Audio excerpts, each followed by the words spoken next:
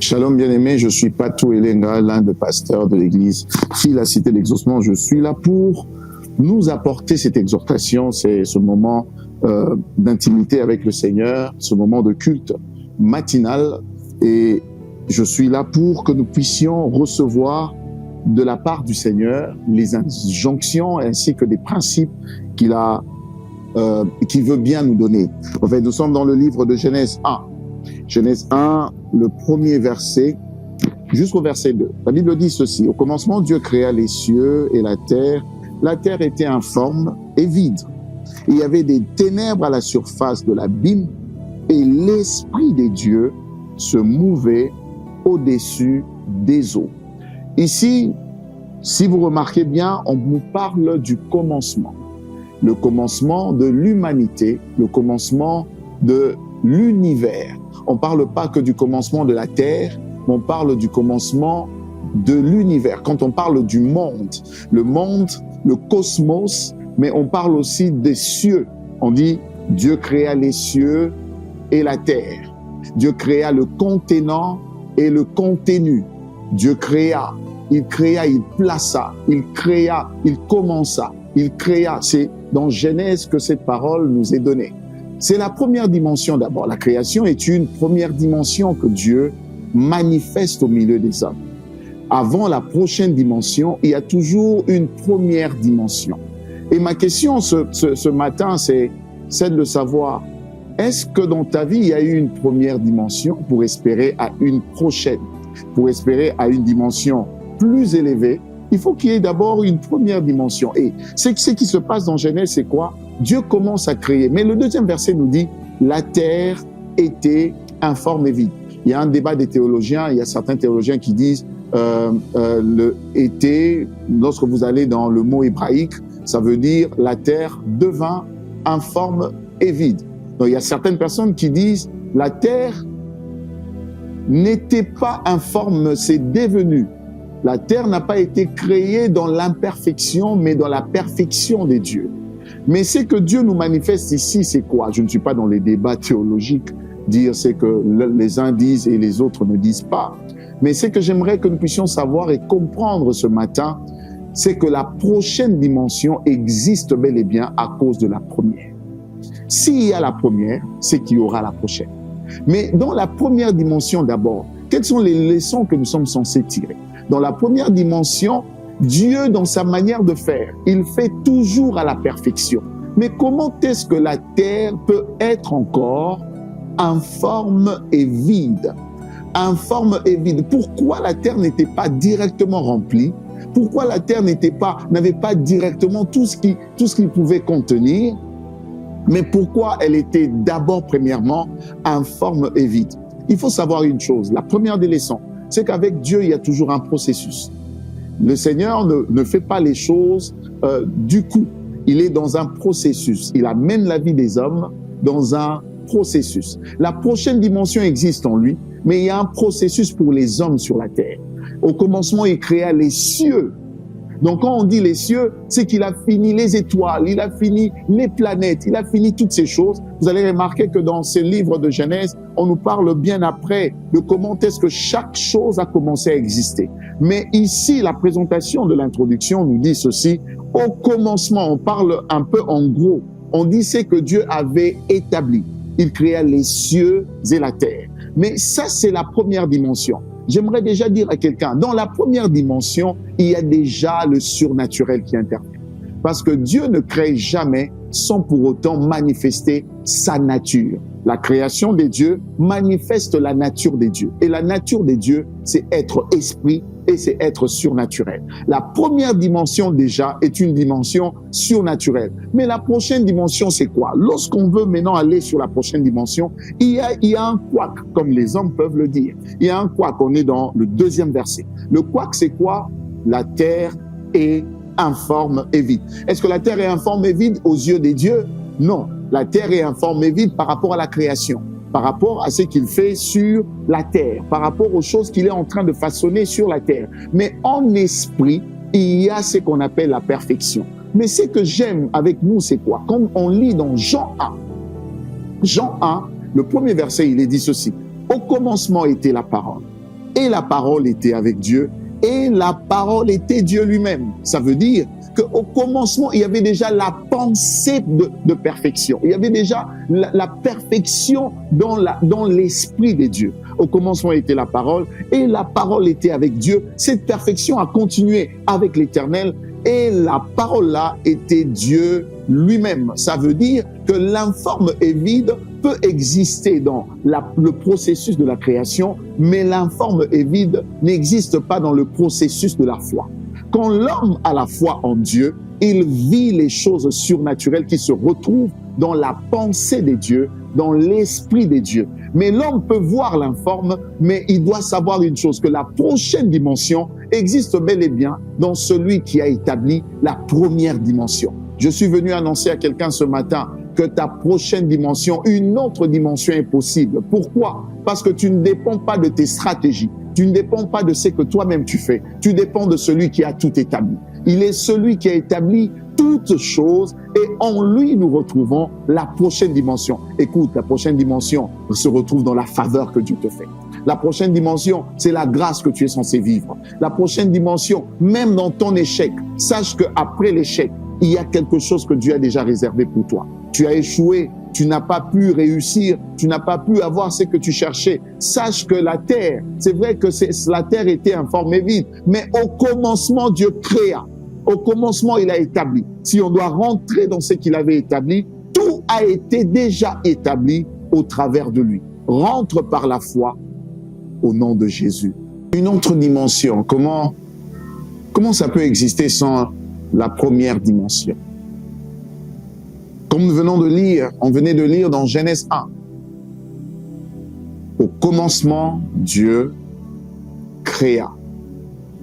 Le commencement parle de la première dimension, tel que je l'ai dit tantôt.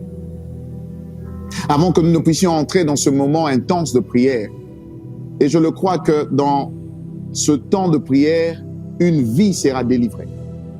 Et je le crois que dans ce temps de prière, quelque chose va changer dans la vie de quelqu'un. Et je crois que quelqu'un va appeler pour dire « Dieu m'a visité ».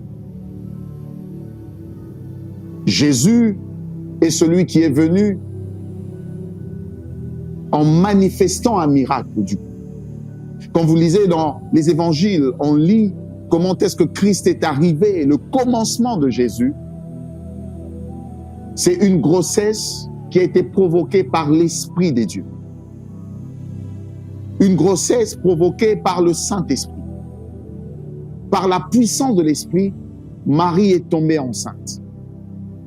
Le commencement de celui qui nous a rachetés est aussi un commencement surnaturel.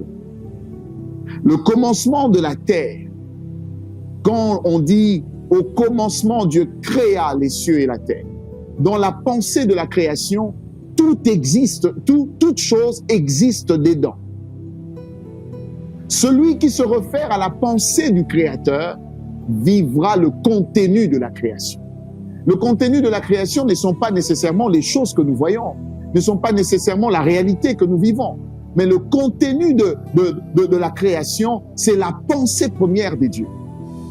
Qu'est-ce qu'il a d'abord institué? Il n'a pas d'abord institué ta maladie. Il n'a pas d'abord institué tes problèmes. Il n'a pas d'abord institué les choses qui dérangent ton existence. Il n'a pas d'abord institué les choses qui te compliquent la vie. Il n'a pas d'abord institué le manque de visa. Il n'a pas d'abord institué, il dit, dans Matthieu, il dit ceci, allez, faites de toutes les nations des disciples. Ça parle des voyages. On ne peut pas t'empêcher d'aller dans toutes les nations pour annoncer l'évangile, parce que cela a été recommandé dans la parole des dieux. Il n'a pas institué qu'on te refuse le visa. Et je prie dans le nom de Jésus pour tout cela dont on a refusé le visa, pour un travail, pour quelque chose, quelque part. Je prie que le Seigneur débloque les situations. Mais tout se retrouve où, premièrement? C'est au commencement. Si Jésus a commencé avec l'Esprit, c'est que si je suis en Christ, premièrement, je suis Esprit. Si je suis en Christ, je ne suis pas comme tout le monde. Je ne suis pas quelqu'un qui doit commencer à s'apitoyer sur son sort, sur les choses qu'il rencontre. Mais je suis d'abord celui qui vit la première dimension de la création, et le contenu de la première dimension se retrouve dans l'esprit du Créateur. Et qu'est-ce qu'il y a dans l'esprit du Créateur? J'ai formé pour vous des projets. Mais les projets là, ce sont des projets de bonheur. Les projets qui sont dans les créateurs, pour nous, ne sont pas des projets de malheur. Ce sont des projets de bonheur. Le verset 2 parle de l'informe et vide. Mais le premier verset parle de l'Éternel qui a créé. Il a créé. Il a créé. Et je prie dans le nom de Jésus que tu ne partes pas en dehors de ce qu'il a créé. Que tu ne sois pas en dehors de ce qu'il a établi. Tes stratégies ne vont rien établir. J'ai l'habitude de dire aux gens, Dieu te donne une position par sa grâce, mais tu te maintiens dans la position par l'exercice du travail. Lui-même a commencé le monde, mais lui-même a rendu cela parfait.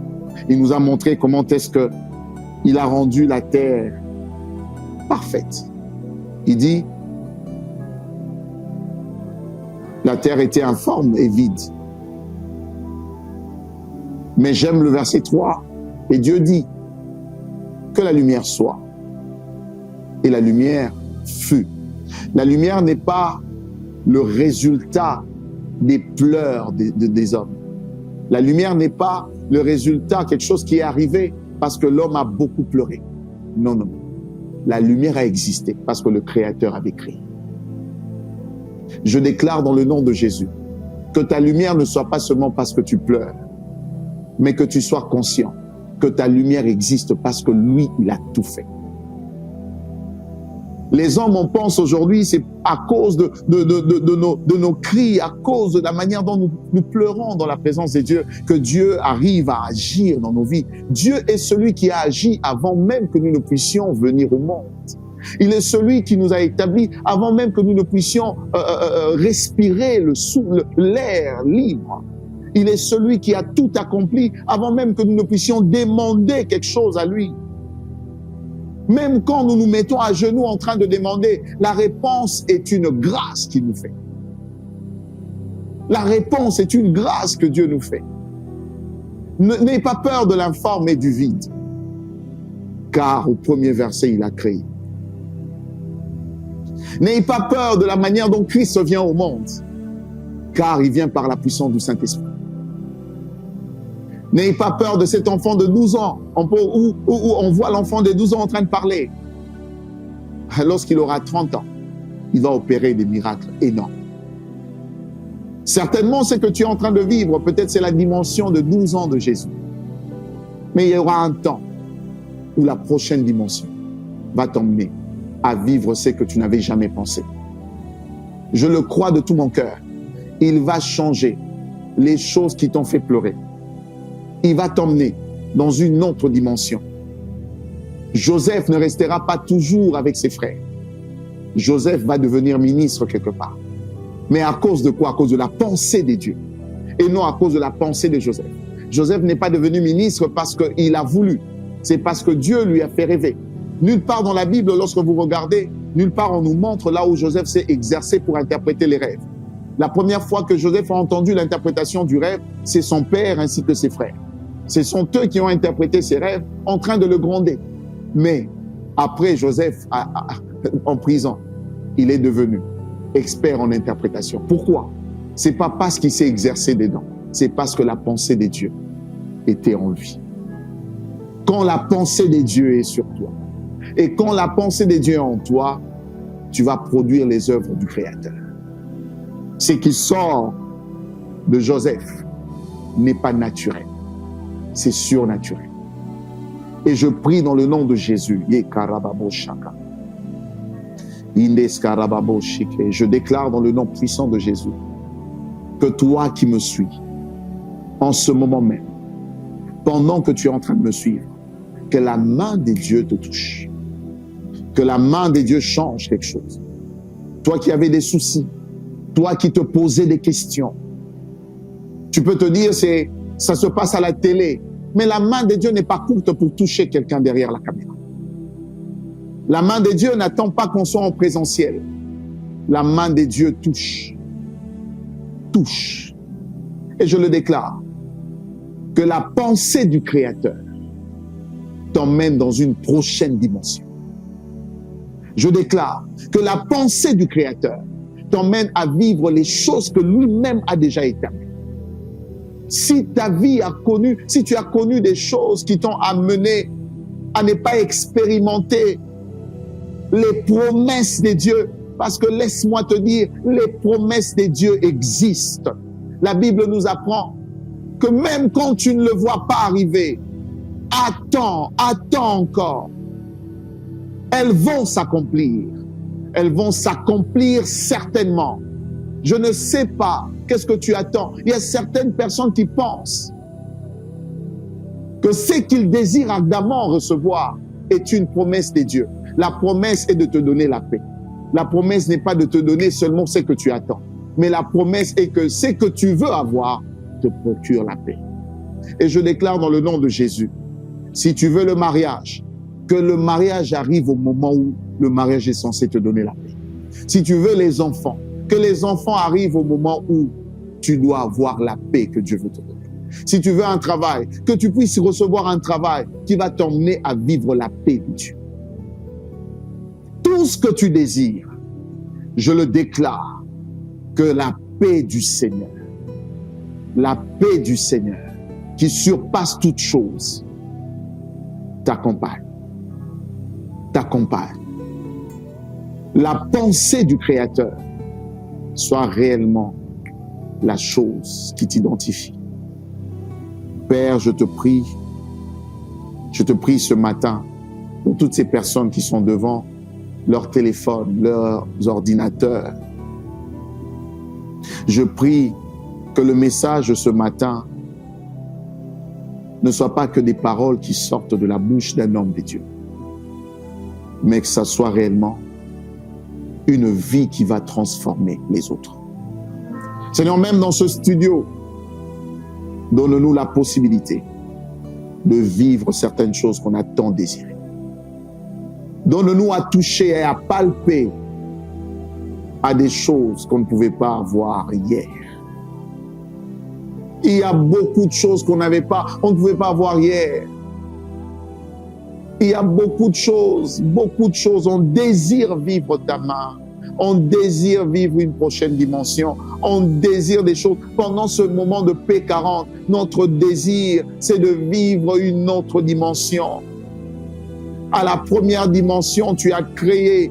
Mais à la seconde dimension, tu nous as donné la possibilité d'être de ceux-là qui ont la capacité d'orienter ce que toi, tu as créé. Donne-nous la capacité d'orienter les éléments de la création, d'orienter les contenus, d'orienter, Seigneur, s'il te plaît. Donne-nous la capacité de ne pas perdre les choses que tu mets entre nos mains. Donne-nous la capacité de ne pas perdre, Seigneur, les éléments, la promesse, toutes les promesses que toi, tu nous as données. Donne-nous la capacité de vivre cela.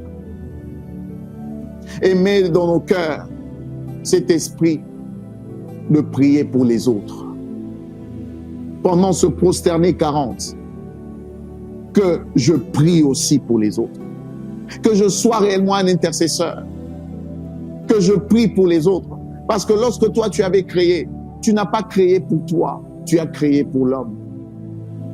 Tu as créé, tu as placé l'homme. Mais ce que tu as fait pour toi, c'est que l'homme puisse faire ta volonté. Tu l'as créé pour qu'il soit celui qui va te plaire et celui qui fera ta volonté. Seigneur, je prie que ma vie sur la terre ne soit pas seulement la vie d'un pasteur, mais que ce soit la vie d'un enfant de Dieu. Tu peux m'utiliser comme un pasteur, mais je dois demeurer enfant de Dieu. Je prie pour mon bien-aimé, que sa vie sur la terre ne soit pas seulement la vie d'un avocat, ne soit pas seulement la vie d'un médecin, ne soit pas seulement la vie d'un PDG ou d'un DG, mais ça soit réellement la vie d'un enfant de Dieu. Que nous puissions te chercher tous les jours comme tes enfants, en train de reconnaître nos faiblesses, mais en venant vers toi parce que toi, tu es la force. Tout réside dans l'aspect de la création. Fais-nous du bien, visite nos vies, marche avec nous. Fais-nous encore énormément de bien. Maintenant, je veux prier pour vous